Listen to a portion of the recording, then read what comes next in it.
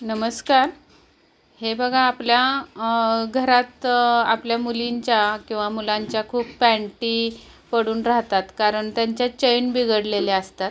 तर मग त्या चैन बिघडलेल्या दुरुस्त कशा करायच्या किंवा मग ती चैन पॅन्ट वापरात यावी म्हणून आपण नवीन चैन लावली तर ती पॅन्ट वापरात येऊ शकते. तर त्यासाठी नवीन चैन कशी बसवायची हे मी थोडक्यात तुम्हाला सांगणार आहे. आता हे आपलं प्रॉपर काम नाही आहे पॅन्टला चैन बसवायचं, कारण ते टेलरांचं काम वेगळं असतं. आपण फक्त ब्लाऊज शिवत असतो किंवा मी फक्त ब्लाऊजचं काम करते, लेडीज कपडे.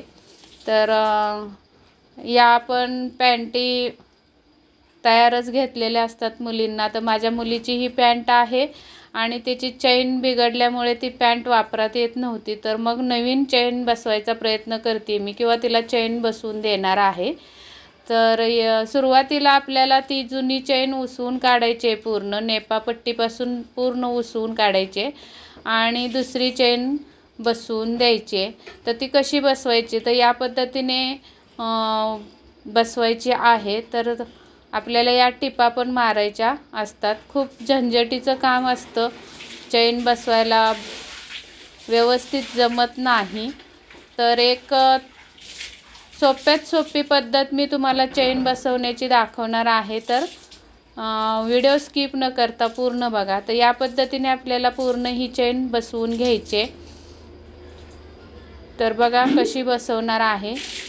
तर अगोदर व्यवस्थित बघून घ्यायचं आहे कुठला भाग कुठे बसला पाहिजे, कसा बसला पाहिजे याचा अभ्यास करून घ्यायचा आणि मगच चैनला टीप मारायची.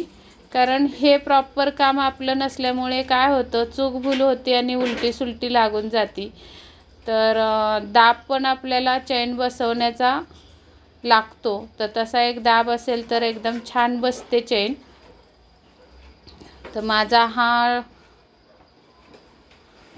3 पद्धतीने मला टीप मारता येते असाच मी दाब घेतलेला आहे. एकच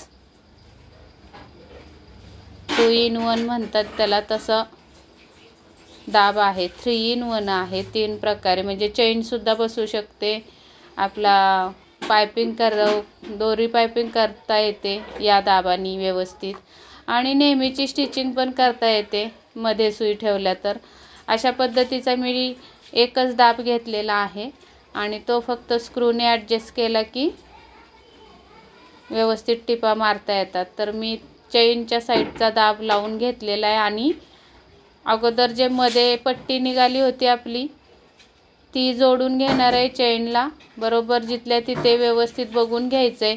किंवा मग सुरुवातीला तुम्ही काय करा, पॅन्ट उसवताना व्हिडिओ काढा आणि जुनी चैन कशी बसवलेली आहे, कुठल्या पद्धतीत पट्टी बसलेली आहे हे सगळं व्हिडिओमध्ये किंवा फोटोमध्ये कॅच करून घ्या आणि मग नंतर तुम्ही जोडलीत तर उलटी सुलटी होणार नाही आपली चैन.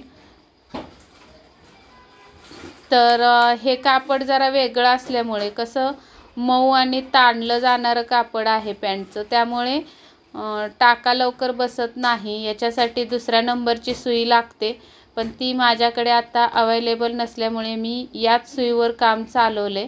त्यामुळे दोरा पण सारखा तुटतोय आणि टाका पण लवकर बसत नाही आहे. तरीसुद्धा मी आपलं थोडा उशीरच लागला आहे मला चैन बसवायला, पण त्याच सुईवर करून दाखवलेला आहे मी तुम्हाला.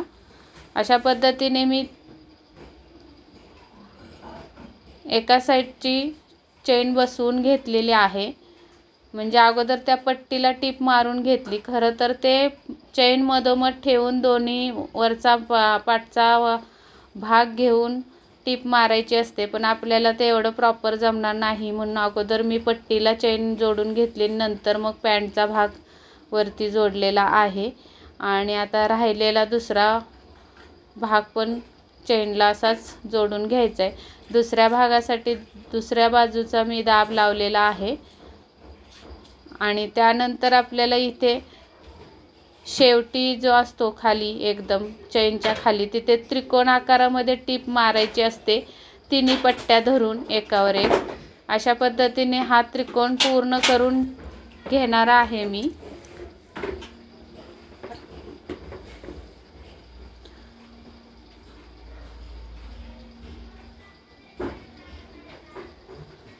व्यवस्थित टिप मारून घ्यायचे चुनी न पाडता पॅन्टला इथे त्रिकोण आकारामध्ये. म्हणजे काय होतं, खालून चेन निष्ठत नाही किंवा भक्कम होते. वरून तर आपण नेपापट्टीपासून उसवूनच काढलेला आहे, ते परत आपल्याला एकदम पॅक करून घ्यायचं आहे. दोन्ही साईडला टिप मारून झालेली आहे चेनला. त्यानंतर जे दोरे एक्स्ट्रा राहिलेले असतात ते फिनिशिंगमध्ये कट करून आपल्याला आता नेपापट्टीच्या इथं जोड द्यायचा आहे, कारण तिथून आपण पूर्ण उसवून काढलेला आहे कमरेपासून. तर तिथे व्यवस्थित टिप मारायची आहे, जिथल्या तिथे जोडून टाकायचं अशा पद्धतीने. आणि मग तिथे डबल टिप मारून झाल्यानंतर मग आपल्याला जी एक्स्ट्रा वर चेन उरलेली असते ती कापून टाकायची असते. 2-3 टिपा मारून घ्यायच्या म्हणजे नेपापट्टी उसवणार नाही.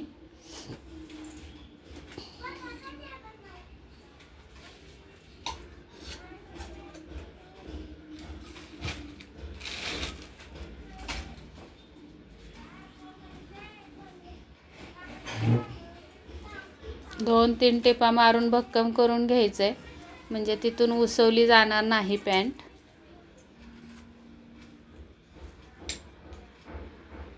तर टाका सैल बसत होता म्हणून मी तिथेच मागं पुढं करत मशीन टिप मारून घेतले. म्हणजे एकाच वेळी 2-3 टाके बसत आहेत एकावर एक आणि भक्कमपणा येणार आहे त्या टिपमध्ये. तर अशा पद्धतीने पूर्ण टिप मारून झालेली आहे पॅन्टला आपल्या. बंद चालू करून दाखवते मी तुम्हाला. आता ही पॅन्ट अशी आपल्याला वापरात येऊ शकते. नवीनच पॅन्ट आहे, फक्त चेनमध्ये खराब झाल्यामुळे ती घालता येत नव्हती. तर बघा किती सोप्या पद्धतीत आणि पटकन चेन लावून दाखवलेली आहे. तर अशीच तुम्ही सुद्धा तुमच्या घरातली पॅन्ट एखादी वापरात येत नसेल चेन बिघडल्यामुळे, तर घरच्या घरी तुम्ही बदलू शकता. चेन तर फक्त 5 रुपयाला बसते. आमच्या इथं 5 रुपयाला बसते, तुमच्या इकडे जास्त असेल तर माहिती नाही. पण या पद्धतीने चेन आणायची आणि घरच्या घरी लावून टाकायची. हीच जर आपण टेलरांकडे किंवा दुसऱ्यांकडे दिली चेन लावायला आपण पॅन्ट किंवा फ्रॉक, तर मग याचेच आपल्याला 30-40 रुपये मोजावे लागतात. तर घरच्या घरी पॅन्टला किंवा फ्रॉकला चेन अशी लावा.